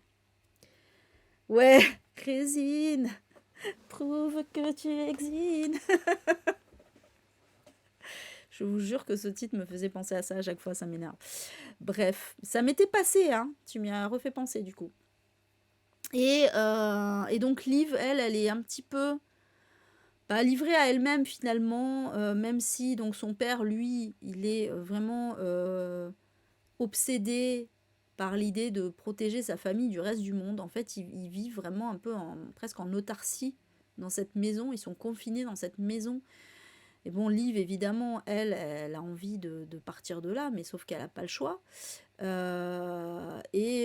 le père va progressivement sombrer dans la folie. Et voilà, pareil, j'en dis pas plus, surtout qu'il est très court. Enfin, très court. Ouais, là, ils mettent 288 pages. C'est marrant, ça m'a paru plus court que ça. Je pensais 200 pages, non, 288. Mais pareil, c'était vraiment très très bien. Un pur roman noir, avec des messages intéressants aussi. Euh, Pareil, avec une ambiance très très glauque. On est vraiment tant dans cette maison, avec ce père chelou, cette mère chelou aussi finalement. Cette pauvre gamine au milieu. Bref, voilà, dans le genre ambiance ultra glauque. Si vous aimez ça, je vous le conseille. Ouais, oui, la couverture aussi est bien glauque d'ailleurs. Ça va bien avec. Voilà pour celui-ci. En tout cas, c'est une autrice danoise, non? Ouais, c'est ça, danoise. Voilà. Alors ensuite, dans un tout autre style, je vous conseille Les 7 morts d'Evelyn Hardcastle de Stuart Turton. Où là, alors là, dans le genre supplice de Sisyphe aussi, hein, c'est vrai qu'on est un petit peu dans le même délire finalement, même si c'est pas du tout le même genre d'histoire. Puisque, en fait, donc c'est un roman policier mais fantastique, dans lequel on va suivre un homme qui assiste au meurtre, enfin à la mort d'une jeune femme alors qu'il est invité à des festivités. Alors je sais plus. Donc on est dans une un luxueux château anglais, tout ça, machin. Et donc c'est la fille de la famille qui va être assassinée. C'est Evelyn Hardcastle, comme le titre l'indique. Et en fait, on va suivre un homme qui va assister à ça. Le truc, c'est que à la fin de la journée, du moins le lendemain, il va se réveiller dans la peau d'un autre personnage. Et en fait, c'est la particularité de ce livre, c'est qu'on est dans un genre de boucle temporelle, sauf que au lieu, alors il revit toujours la même journée, mais sauf que la particularité, c'est qu'il revit la même journée, mais en étant à chaque fois dans la peau de quelqu'un d'autre. Et ce qui est génial, c'est que c'est justement comme ça qu'il va réussir à résoudre l'énigme de la mort d'Evelyn Hardcastle, qu'en fait, il va avoir à chaque fois des points de vue différents de cette mort. J'ai trouvé ça formidable. C'était vraiment une excellente idée. Alors oui, au début, c'est un peu compliqué à comprendre. J'avoue qu'au début, il faut capter le truc, quoi. Comprendre les personnages, etc. Mais après, non, franchement, c'était vraiment génial comme idée. Et donc voilà, là, oui, c'est pour ça que je disais c'est supplice de Sisyphe, parce que donc le gars est condamné à revivre à chaque fois la même journée, quasiment en tout cas, et jusqu'à ce qu'il découvre ce qui s'est vraiment passé, quoi. Donc voilà, après c'est le principe des boucles temporelles. Coucou Odeya. Ah bah c'est marrant. Ouais, moi franchement j'ai vraiment adoré, je l'ai trouvé ultra original. Euh, Après voilà, ça reste, alors attention, hein, faut pas s'attendre à des twists de fou, tout ça, machin. Non, c'est pas le but, ça reste du policier, mais du policier avec une construction ultra originale où on peut aussi participer au truc. C'est ça qui est intéressant aussi, c'est que bah voilà, vu qu'on va suivre un peu les différents points de vue, on peut essayer un peu de résoudre aussi le truc nous-mêmes, quoi. Mais ouais, non, franchement, c'était bien foutu, et voilà, je vous le recommande également. Évidemment, c'est le principe d'un top, hein. Voilà. Moi, franchement, ça m'a pas gêné en vrai, hein, les personnages, parce que une fois que t'as compris le principe, et j'ai envie de dire le principe, je viens de vous le dire, hein, de toute façon. Mais moi, je le savais pas en plus quand j'ai commencé à lire. Je savais pas que c'était ça le principe du truc. Mais une fois que t'as compris, après, bon bah, tu te laisses porter, quoi. Donc non, je trouve que ça va. Enfin, moi, ça m'a pas trop dérangé parce que finalement, dans les Agatha Christie, t'as 15 000 personnages aussi, quoi. Donc bon, j'ai envie de dire. Mais voilà. Ah ouais, c'est vrai? Ah, c'est bon. Les autres, ils l'avaient vendu comment? Ouais, moi aussi, je le relirais bien, en fait. Donc voilà, et alors attention, il en reste que 2. Mais le prochain évidemment, c'est l'un des gros classiques du huis clos, dont je parlais d'ailleurs vite fait tout à l'heure, même si j'ai pas dit son nom. Il s'agit évidemment de Shining de Stephen King. J'étais obligée de le mettre. Bah, c'est son huis clos le plus connu. Et du coup, ouais, pourquoi je disais que finalement Misery c'était un petit peu le miroir entre guillemets de Shining, parce que effectivement la hache et tout ça, l'écrivain et la hache. C'était un peu ça, quoi. Mais, mais du coup, ouais, c'est marrant, j'aime bien cette idée-là. Mais donc, dans Shining, là, en fait, on est cette fois avec une famille dont le père est écrivain et va être engagé pour s'occuper, en fait, pour garder un hôtel pendant sa saison de fermeture, c'est-à-dire en hiver, hein. Donc ils savent que voilà, ils vont être coupés du monde parce que la neige va bloquer toutes les routes. Mais voilà, il faut que quelqu'un s'occupe de cet hôtel, de la maintenance, hein, en gros. Et voilà, ben, c'est Jack Torrance, du coup, qui va être engagé pour ça. Et il se dit, bah, je vais en profiter, vu que je sais tranquille. Je vais pas être dérangé, je vais en profiter pour écrire mon bouquin, voilà, puisque c'est un écrivain. Et donc Jack, il a une femme qui s'appelle Wendy, et ils ont tous les deux un petit garçon qui s'appelle Danny. Le problème, c'est que bah, déjà, Jack, il est alcoolique, et Danny, il a un espèce de don qui lui permet de voir des choses en particulier que les autres ne voient pas. Et lui, il va se rendre compte que cet hôtel, il abrite quelque chose de particulier qui les dépasse. Et voilà, on va découvrir des choses via l'œil de ce petit Danny. Et oui. Ah, t'as été déçu par ta relecture de Shining. Ah, c'est intéressant ça, Odeya. Moi, je vais le lire la nouvelle traduction. Après, je sais pas si enfin, c'est pas, je sais pas, c'est je pourrais pas vraiment comparer parce que je l'ai lu quand j'étais ado.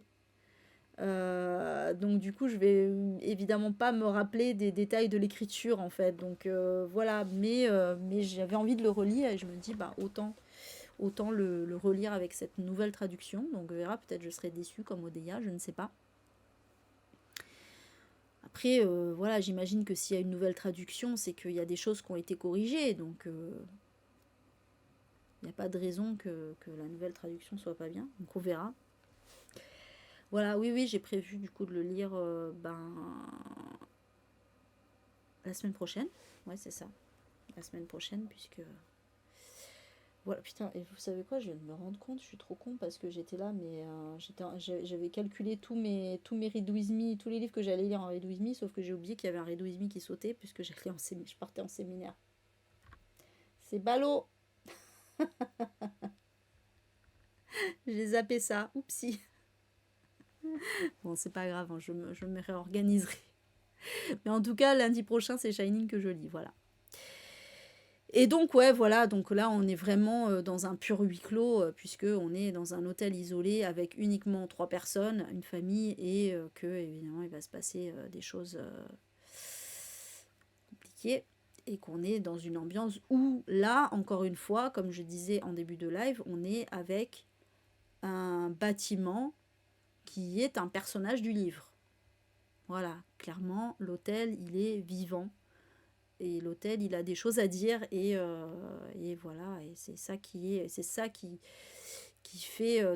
en fait une ambiance comme ça aussi perturbante. Ouais, tu trouves Odea? Ok. Écoute, on verra bien. La mère insupportable. Bah, la mère est insupportable dans le film déjà, mais le film n'est pas censé être fidèle au livre, donc... Après, ouais, j'ai pas ce souvenir, hein, donc c'est pareil, voilà, je pense que je vais y voir autre chose, certainement. Mais c'est ça qui est intéressant aussi, hein. C'est ça qui est intéressant. Voilà, en tout cas, pour celui-ci et le dernier. Alors, le dernier, évidemment, beaucoup moins connu. Donc, j'ai oublié de dire que c'était par ordre. Je sais plus si j'ai dit au début que c'était par ordre alphabétique, hein. C'est pas... J'ai bien dit que c'était pas par ordre de préférence, mais je sais plus si j'ai dit que c'était par ordre alphabétique. Donc voilà, on ne finit pas en apothéose avec Shining.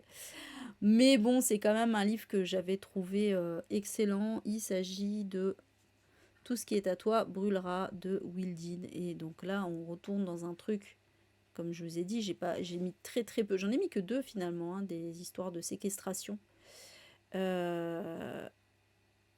Ouais, parce que Misery et celui-ci, hein. Je, je suis en train de réfléchir, mais je pense que parce qu'il y a des gens qui sont bloqués, des gens qui savent pas où ils sont, des gens qui sont enfermés mais pas enfin pas séquestrés, enfin bloqués, oui ça revient à dire qu'ils sont bloqués, ouais, voilà. Donc au final, vos deux vraies séquestrations, c'est Misery et celui-ci. Puisque dans celui-ci, en fait, on va suivre. Tiens, c'est marrant. Ils viennent de. La première phrase là, c'est dans le sillage de Misery. Tout ça parce que ça parle de séquestration, c'est quand même pas la même histoire. Dans le sillage de Misery, Room est de né d'aucune femme. Oui, bah oui, c'est des histoires de séquestration, oui, certes, mais bon, ça peut rien avoir les uns avec les autres quand même, hein, je veux pas dire, mais bon. Donc oui, voilà, on va suivre Tandao, qui est surnommée Jane, qui a quitté illégalement le Vietnam, son Vietnam natal, pour aller vivre en Angleterre et pour devenir une citoyenne anglaise. Elle a épousé un homme, sauf que, évidemment, en fait, c'était un. C'est, vous savez, les fameuses femmes qu'on achète. Voilà, pour faire simple, pas rentrer dans les détails. Le mec s'est payé une femme soumise d'Orient et en fait, le problème, c'est que bah, du coup, elle va être sous son emprise, il va lui faire vivre un peu la misère et en fait, on va vraiment suivre. C'est vrai que dit comme ça fait très, oui, bon, d'accord, c'est un truc de séquestration, avec de la torture et c'est voilà, et c'est tout le sujet du livre. Mais non, en fait, on a vraiment un truc sur, vraiment un livre sur bah, le racisme, hein, déjà, puisqu'il y a toute cette histoire justement autour du passé de la jeune fille. Il y a une histoire avec sa sœur aussi qu'elle veut retrouver. Et, et aussi, bah voilà, évidemment, on livre sur la masculinité toxique, hein, comme d'habitude. Et puis, bon, bah voilà, on va suivre ses tentatives de.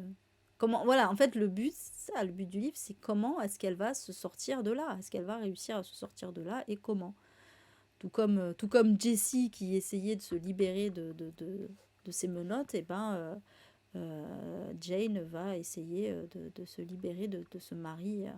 Parce qu'en plus, techniquement, elle peut sortir, mais ça va être beaucoup plus compliqué que ça, en fait. Voilà, voilà. Il mettrait n'importe quoi pour vendre. Par rapport à quoi? Ah oui, parce que oui, parce qu'ils ont dit dans le siège de Misery, tout ça, oui, non, c'est rien à voir, rien à voir, à part que c'est de la séquestration, hein, rien à voir avec Misery. À la limite, avec Room un peu plus, mais Misery.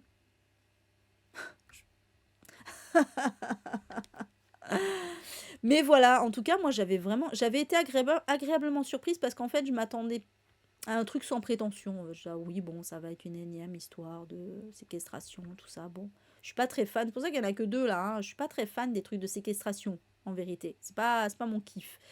Mais là, voilà, il y avait tout le lore autour là, le fait qu'elle vienne du Vietnam et tout. Enfin voilà, c'était.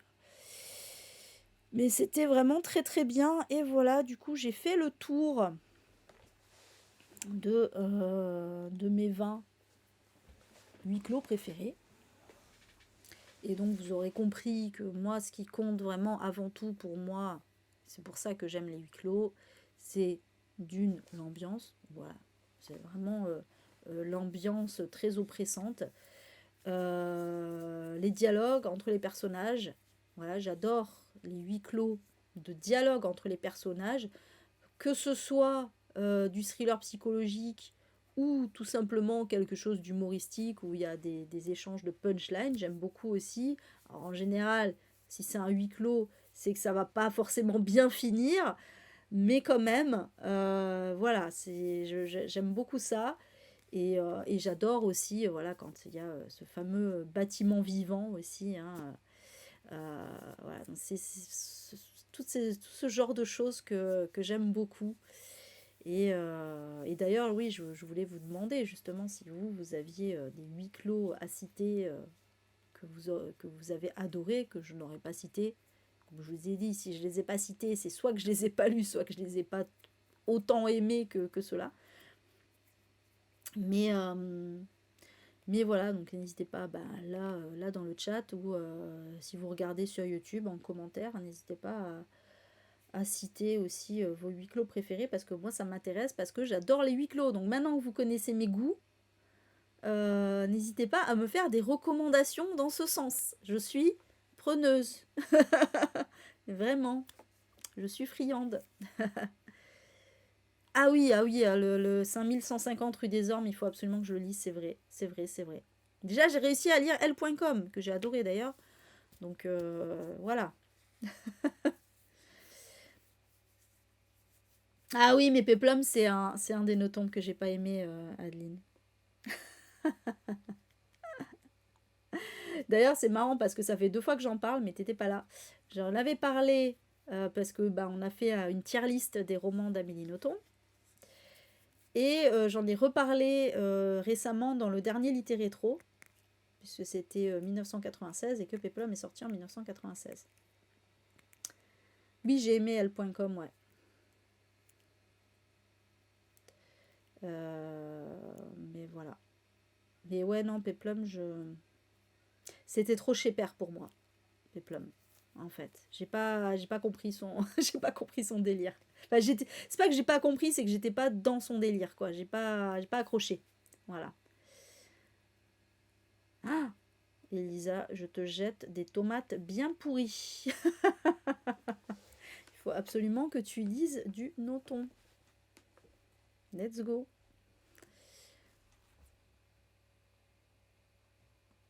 Non, ouais, Odeya, c'est un abandon, la maison dans laquelle. Tu sais que j'y ai pensé en plus, hein. Enfin, je l'aurais pas mis de toute façon parce que c'est une école, donc ça marche pas. Ça marchait pas là, en tout cas dans ma sélection. Mais ouais, ouais, non, En fait, c'est dommage parce que... Pourquoi j'y ai pensé? Ouais, j'y avais pensé parce que comme je suis en train de lire Là où gisent les endormis, où aussi on est dans une école un peu chelou avec justement des... où les élèves sont répartis aussi en fonction de leur personnalité, ce genre de choses. Mais sauf que c'est pas le même délire, du coup. Et c'est dommage, hein. J'aurais aimé la maison dans laquelle, mais en fait, je crois que c'était le problème, c'est que ça faisait trop la guerre des boutons pour moi, quoi. J'ai vraiment du mal par rapport à ça. Donc voilà. Et j'avais pensé aussi à la maison des feuilles, parce que pour parler de maison, encore une fois, j'aime bien les trucs avec les maisons, moi, hein. J'ai failli le mettre aussi, la maison des feuilles. Mais après, c'est vraiment particulier parce qu'il y a tout un univers et tout. On n'est pas seulement dans ce huis clos de la maison et tout. Donc, c'était un peu trop complexe et je me suis dit, ah, je vais pas le mettre parce que c'est un peu particulier. Mais la maison des feuilles aussi, dans le genre bien oppressant aussi, c'est pas mal, quoi. Dans le scriptorium de Paul Auster. Ah, ah ouais, mais Paul Auster, c'est pas cet auteur qui est un peu chelou là que je vais pas forcément aimer, ou je confonds avec un autre. Je regarde. Je regarde. Ouais, je me rappelle Karine que t'avais pas aimé non plus. Ah merde, qu'est-ce qu'il me fait mon téléphone? La femme aux fleurs de papier. Ah oui, je l'ai pas lu. Moi j'avais lu. Oui, je confonds avec La fille dans le brouillard. Celui-là j'avais aimé. Ah ouais, La femme aux fleurs de papier.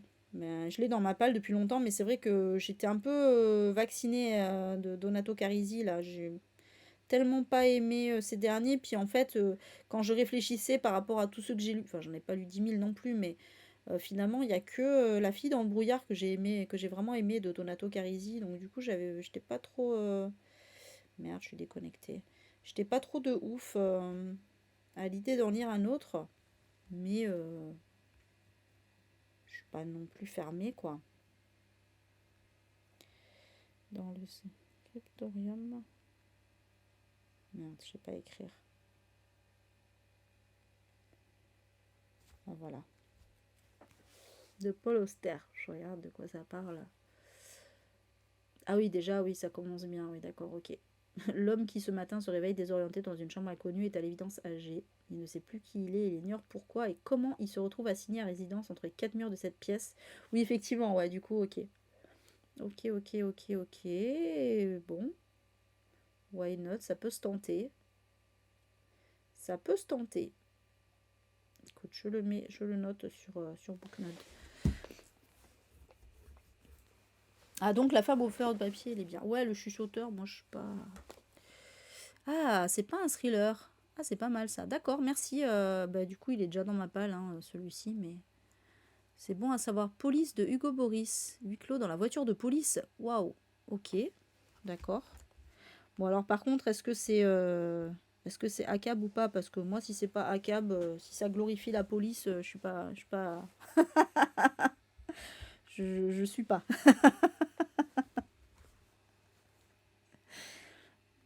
Je te le dis.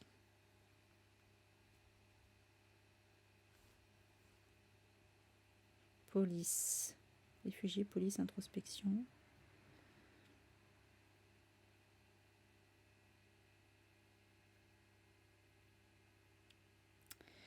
Ok, ok. Qui c'est qui s'en va? Bisous, Rose. Ouais, moi, il faut que j'y aille aussi, en vrai. Hein. Bisous, bisous. Bonne soirée, bonne nuit. Ah oui, les jumelles d'Arrowwood. Oh putain, tu me donnes envie de le sortir. Il rentre pas dans le Black November. J'ai déjà fait ma palle, mais c'est pas grave. Hein. Ça peut toujours se modifier. C'est vrai que celui-là, il est dans ma palle depuis tellement longtemps.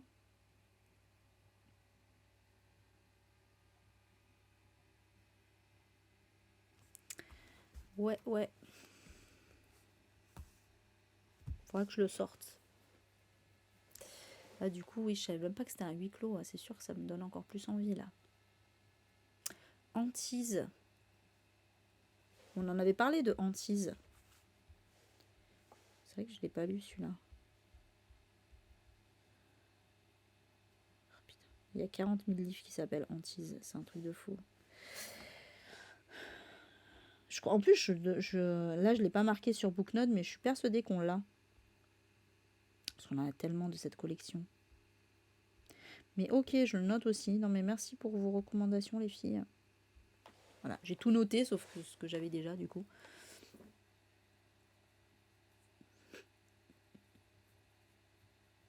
Ah, ambiance automne et Halloween. Tu veux dire qu'il faudrait que je le lise ce mois-ci, en fait. C'est ça que tu veux me dire?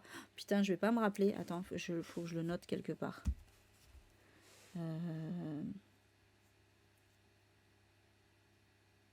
Je le note quelque part. Sinon, je vais oublier. Je suis vraiment pas contre de modifier ma palle, moi, tu sais. Ah, Iboga, mais ça, c'est dans la prison, là. Ouais, je suis pas... Ça me tentait pas plus que ça, celui-là, Iboga, tu vois. Je suis pas très fan des récits de prison, en fait. Ouais, celui-là, je suis moins de ouf. Ah, j'en doute pas. J'en doute pas. Ok, ok. Bon, merci. Ouais, je voulais... Après, n'hésitez pas. On en reparlera à la limite dans... Bah, c'est jeudi. Jeudi, on fait Non, attendez, on est quel jour aujourd'hui? On est jeudi, putain. Je me croyais mardi. C'est jeudi prochain, du coup, qu'on fait un live chill. Je suis trop perdue de la life, moi. Du coup, ouais, bah, on en reparlera si vous avez d'autres suggestions. Dimanche, c'est le tag. Oui, je sais, mais je pensais que le prochain live, c'était un live chill et j'étais en mode, bah, du coup, on en reparlera. Après, on peut en parler dimanche aussi. Hein. On fait un tag horreur, remarque. Moyen d'y caser des huis clos. Tiens, je pourrais mettre une question. Pourquoi pas mettre une question sur les huis clos, comme ça, au moins, ça donnera l'occasion que vous me donniez vos préférences. Allez, let's go, on fera ça. Bon, voilà, en tout cas, je vous laisse là parce que je vais aller dormir. Comment fais-tu pour avoir encore une veste à 23 h? C'est-à-dire qu'il fait trop chaud? C'est ça que tu veux dire? Ah d'accord, on va donc mettre ton plaid. Oui, bah ça. Non mais tu sais, là, en fait, je vais même pas mettre mon plaid. Là, je vais me mettre en pyjama direct et dodo. Je cherche pas à comprendre, là. C'est des maquillages. Bon, j'ai déjà pris ma douche, en fait. C'est chiant parce qu'à chaque fois, je suis souvent obligée de prendre ma douche et de me remaquiller derrière la douche, quoi. C'est un peu relou, mais bon, c'est pas grave. Mais oui, évidemment. Mais je me mets pas en pyjama quand je suis en live, enfin, les filles. Voilà. Ah non, justement, je mets un truc là, c'est parce que je suis en live sur, enfin, je suis sur YouTube en plus. Bon, d'ailleurs, on va dire au revoir à YouTube. Putain, une fois, j'avais oublié, je me suis rendu compte. J'ai oublié de dire au revoir à YouTube. Du coup, j'ai laissé la vidéo jusqu'à la fin. Donc, au revoir YouTube. Prochaine vidéo. Bon, je pense pas que je posterai le tag. En général, je les poste pas. Mais sinon, ça sera un bilan lecture. Voilà, il sera donc tourné mardi. J'espère que ce petit top vous a plu et donc évidemment n'hésitez pas en commentaire à me mettre vos huis clos préférés et à commenter mes choix si vous le souhaitez évidemment. Bisous, bisous. Ciao, ciao. Ciao.